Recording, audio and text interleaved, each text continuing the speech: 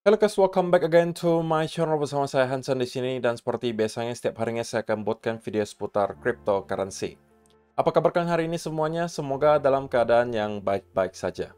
Teman-teman, video hari ini akan menjadi sangat penting karena banyak sekali breaking news besar yang terjadi dalam 24 jam terakhir, terkhususnya seputaran Bitcoin yang pengen saya sampaikan ke kalian.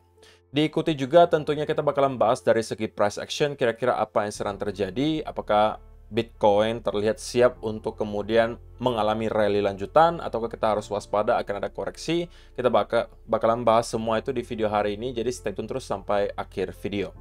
Nah, sekarang kita bakal mulai dari CoinMarketCap terlebih dahulu. Per hari ini secara global, market cap kripto berada di angka 2,46 triliun dolar atau naik sekitar 0,13%. Nah, di top 10 coin sendiri kita juga melihat sebenarnya keadaannya mix walaupun dominan berwarna hijau.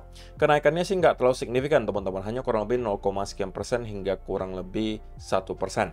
Dan yang menjadi top performer hari ini adalah Ethereum dengan kenaikan 1,56% menuju 3.237 dolar. So, itu adalah outlook sementara dari beberapa top coin yang ada. Sekarang kita langsung saja masuk ke beberapa data dan berita terbaru hari ini. Berita besar yang pertama, teman-teman. Walaupun ini masih sekedar rumor ya. Kalian harus double check kebenarannya, tapi banyak sekali yang sudah ngepost ini, yaitu adalah Paraguay, teman-teman. Sepertinya pengen untuk mengikuti jejak El Salvador, membuat Bitcoin menjadi legal tender di negara mereka. Seperti yang disampaikan di sini oleh Ajay Kashyap, big breaking, Paraguayan lawmaker introduced legislation to legalize and officially recognize Bitcoin as a legal tender. Jadi teman-teman, kalau memang ini benar terjadi, maka ini sudah menjadi negara kedua atau ketiga yang menjadikan Bitcoin sebagai legal tender.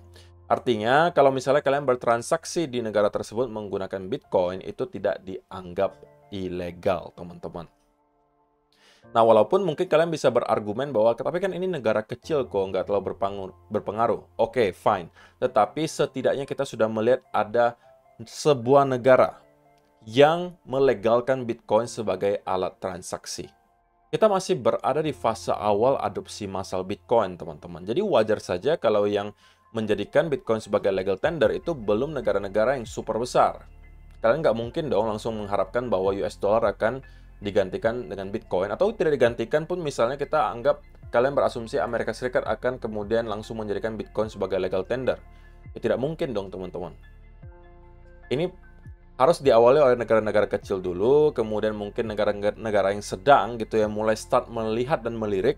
Kalau misalnya rupanya berhasil dan dampaknya positif ke negara tersebut, maka bisa dilirik oleh negara lain. Dan semakin banyak, dan ujung-ujungnya menjadi adopsi massal. Dan kalaupun tidak dijadikan legal tender, teman-teman, ya kita tahu bahwa adopsi Bitcoin itu tidak berakhir.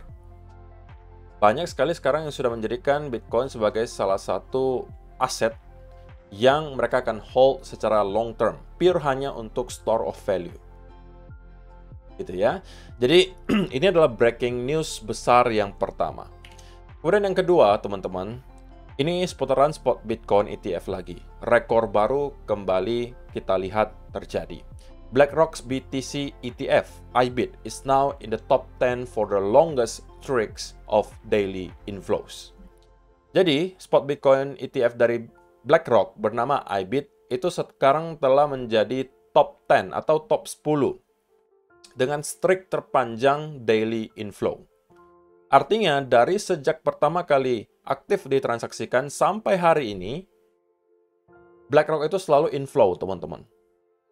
Dan itu menjadi rentetan terpanjang, udah masuk top 10. Dan saya rasa ini masih akan berlanjut, teman-teman. Bisa kalian bayangkan bahwa tidak ada satu hari pun terjadi outflow selama beberapa bulan terakhir. Dan pembeliannya, teman-teman, di BlackRock itu angkanya nggak kecil. Walaupun oke, beberapa waktu terakhir memang inflow tidak terlalu besar kelihatannya. Tetapi kita konsisten melihat dia surplus atau net inflow. Itu yang penting, teman-teman. Artinya demand selalu ada. Walaupun kadang-kadang mungkin demand-nya nggak sebesar 1-2 bulan yang lalu, tapi setidaknya selalu ada inflow, selalu ada demand untuk Bitcoin.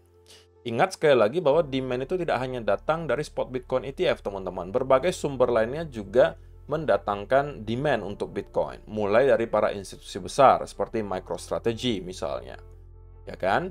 Ada juga Mr. 100, Mr. 500, banyak macam gitu. Ada juga institusi besar yang juga sekarang pengen mempunyai exposure di Bitcoin, dan lain seterusnya. Belum lagi hitungannya kita retail-retail ya, walaupun mungkin nggak membawa dampak yang signifikan banget, tapi ya kita juga termasuk gitu loh. Jadi demand datang dari segala arah, sedangkan supply untuk Bitcoin tidak akan bisa ditambah, maksimal hanya sampai 21 juta. Itulah the beauty of Bitcoin gitu. Tidak akan ada orang yang bisa serakah dan kemudian mencetak Bitcoin yang baru. Memang sudah diprogramkan dari awal tidak akan bisa ditambah. Yang ada justru supply-nya dari 4 tahun sekali itu bakalan kepotong setengah rewards para miner, dan supply yang dihadirkan ke market setiap harinya itu berkurang setiap 4 tahun sekali. Gitu ya.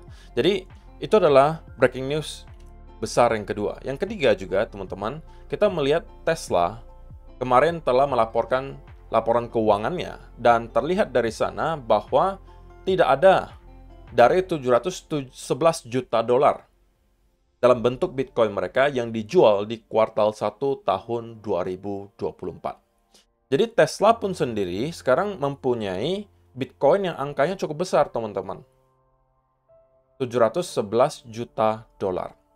Dan bukan tidak mungkin, cepat atau lambat Elon Musk kembali akan memberikan kejutan ke kita, bisa jadi akan kembali mengaktifkan yang terjadi di tahun 2021, di mana dia mengumumkan bahwa Bitcoin bisa dijadikan alat untuk bertransaksi dan membeli mobil dari Tesla. Perlu kalian ingat di tahun 2021 ketika berita tersebut muncul, itu berhasil untuk membuat Bitcoin harganya meroket naik. Dan saya rasa ini hanya persoalan waktu saja gitu ya, kapan sampai kita melihat ada perusahaan-perusahaan besar yang kemudian menjadikan Bitcoin sebagai salah satu alat transaksi untuk membeli produk mereka. Sekarang bahkan sudah ada, seperti contohnya Ferrari mungkin.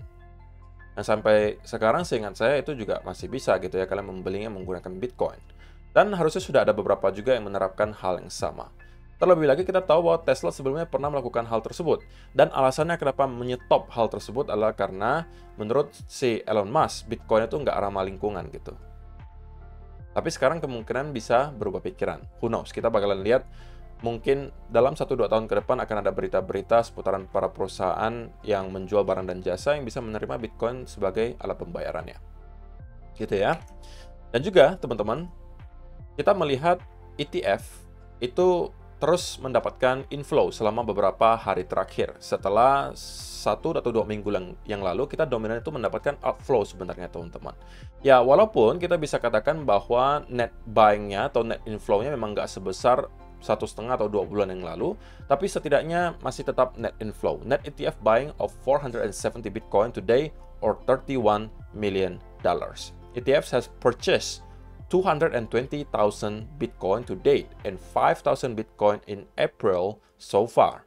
For further analysis of ETF flows and Wall Street adoption, follow our daily coverage.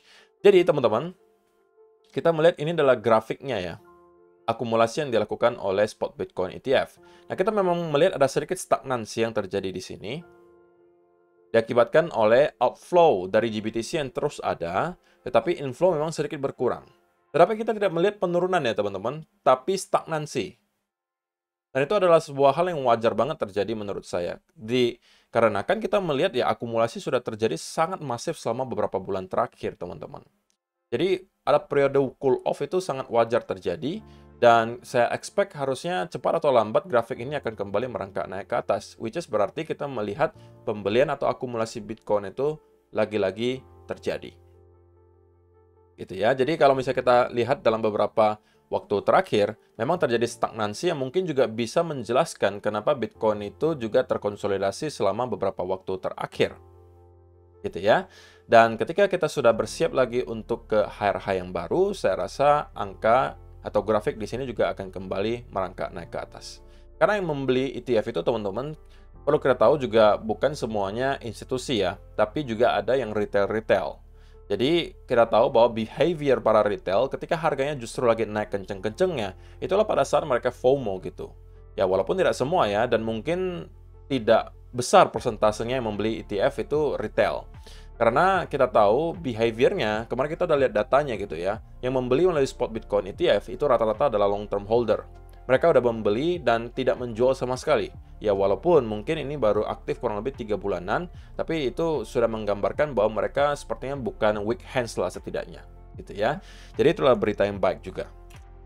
Dan juga teman-teman tentunya kita bakalan bahas dari segi price action. Kira-kira apa ini yang sedang terjadi di Bitcoin dalam 24 jam terakhir.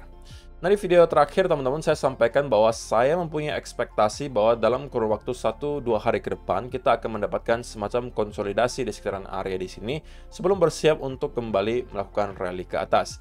Nah, itulah persis yang kita lihat dalam 24 jam terakhir teman-teman. Kita hanya terkonsolidasi, tidak banyak perubahan sebenarnya dari apa yang saya sampaikan di video kemarin.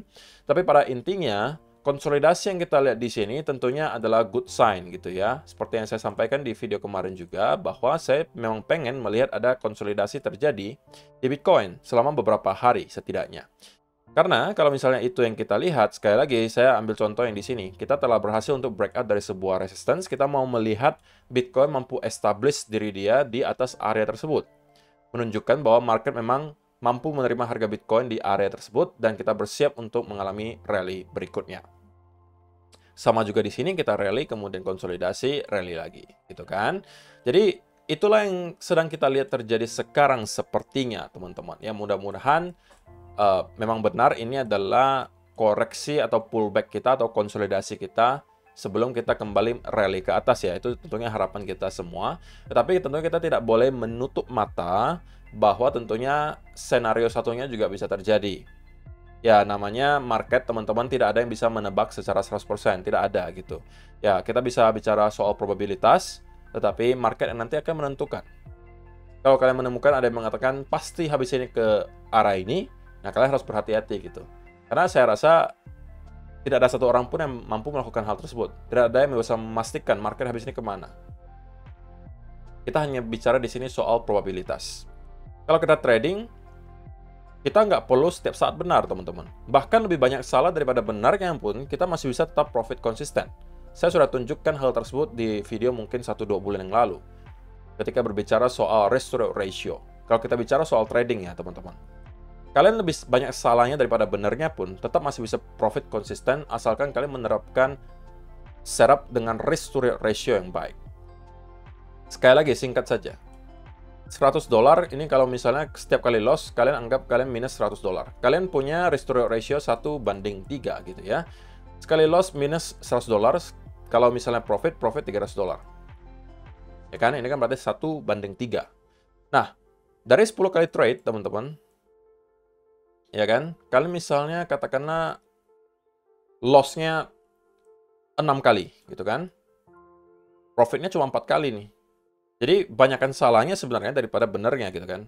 Nah, tapi kalau kita hitung, 6 kali kita loss di sini, itu dapatnya berapa? Minus 600. Sedangkan, kalau misalnya kita profitnya 300. Sekali profit gitu ya. 4 kali profit. Berarti totalnya 1.200. Kita masih ada surplus kurang lebih $600, teman-teman. Atau nggak usah mau lebih jelek lagi gitu ya, win rate-nya katakanlah kalian cuma benar dari 10 kali trade, benarnya cuman salahnya 7 kali misalnya. 7 kali gitu kan, parah banget. Benarnya cuma 3 kali nih. Win rate-nya berarti cuma 30% loh.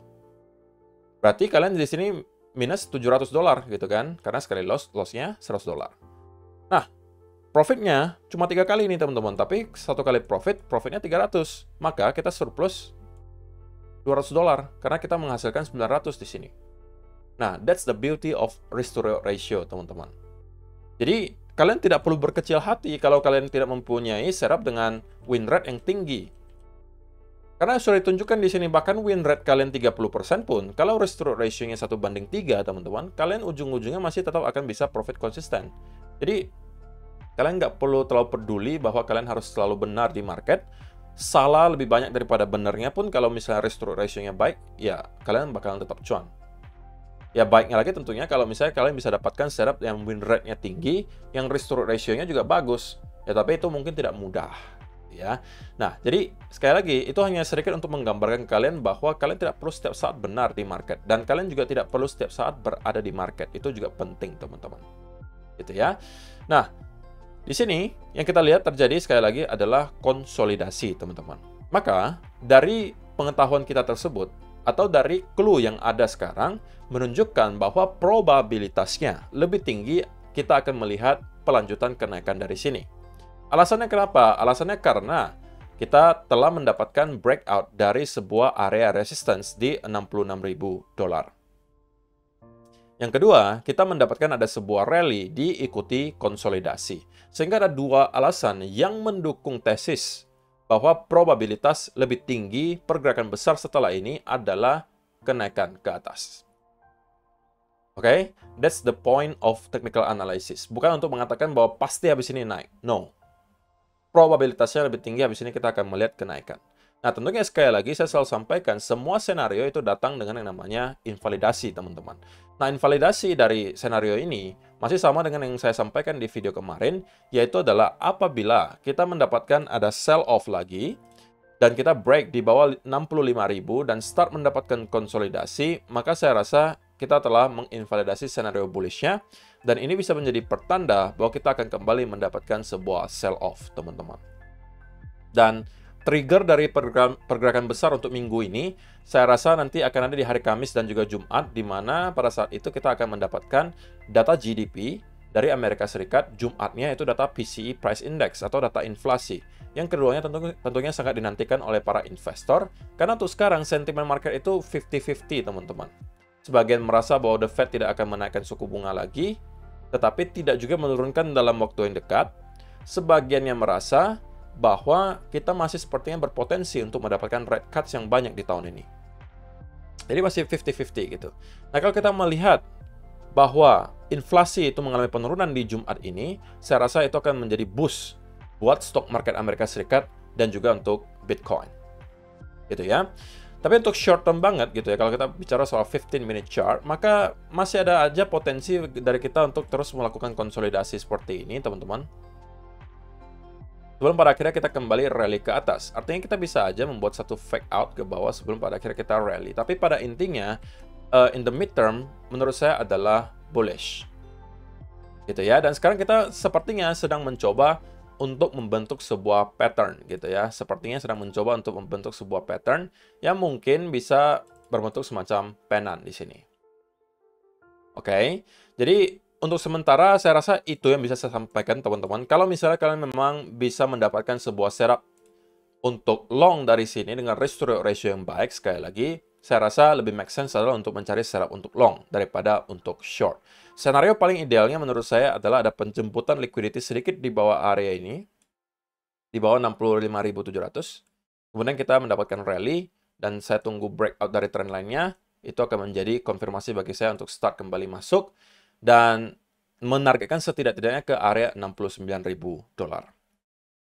Oke, jadi saya rasa itu saja yang perlu saya sampaikan di video hari ini, teman-teman. Terima kasih untuk kalian yang sudah menonton sampai selesai. Semoga bermanfaat. See you in the next video. Bye-bye.